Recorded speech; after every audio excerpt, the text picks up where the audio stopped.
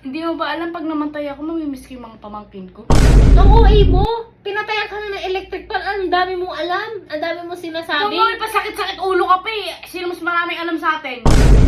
Kasi yung ano ko, wallet ko. Ba't nakabukas na naman to? Ba yan? A few minutes later. Init hayop, sino nagpatay ng electric fan? Grabe, parang naligo ako. Napaka-demonyo, kala mo hindi pamilya eh. Pinatay mo yung electric fan?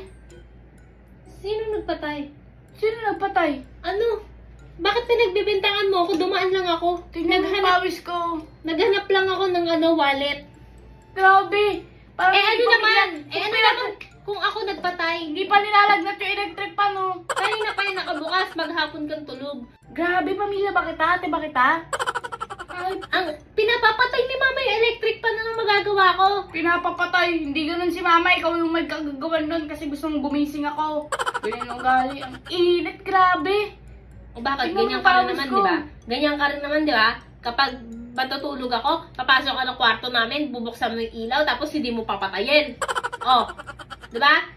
Oh, O, anong kinalaman nun sa electric fan? nasisilaw ako. Babangon pa ako, magigising ako. No, ano? Pero ang pinagpawisan, alam mo ba dahil sa pawis na to, pwede akong magkasakit? Huwag kang OA. Eh, yung ilaw lang yun, hindi Oh, ko masasaktan. hindi, anong hindi masasaktan? Yung ulo ko masakit na putol sa pagkakatulog.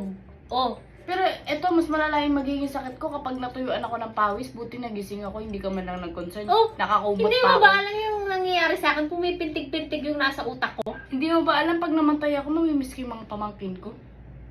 Ang OA mo, pinatayan ka na ng electric fan, ang dami mong alam, ang dami mong sinasabi. Ikaw nga, pasakit-sakit ulo ka pa eh. Sino mas maraming alam sa atin? Eh, ba't totoo naman ah?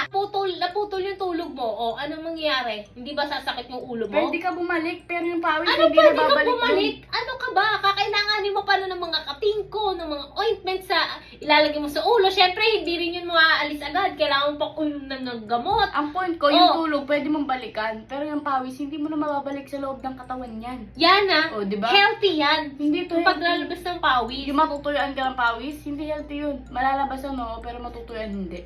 Sige nga, i-search mo. O bakit umabot na tayo sa ganito? Ang Eh, kasi OA pinatay mo. mo electric Eh, di fan. buksan mo ulit. Eh, di sana hindi mo na lang pinatay. Kung papabuksan mo lang din sa akin ulit. Ano bang problema sa pagpatay sa electric fan? Ang OA mo. Nakita mo pinawisan ako, di ba? O. O, di buksan mo Tapos ulit. gusto mo, ako pang bubukas. O bakit? Sino ba dapat? Ikaw napatay, ako magbubukas. Eh, ako na nga nagpatay. Ikaw Ako na nga nagbukas. nagsaksak dito, ako pang bubukas. Ako na nainitan. O, Ikaw na yung nag-effort na nga ako nakapermission. magpatay. Ano naka-permission? Tinulungan pa kita maglabas ng pawis kasi hindi ka nag-exercise. Hindi nag-exercise, huy. Mahiya ka sa balat mo. Ikaw nga dati nagsi-sit-ups ka pa, wala rin namang nangyayari, di ba? Buksan mo na yung electric fan kasi hindi ko bubuksan yan. O, ang dami mong alam.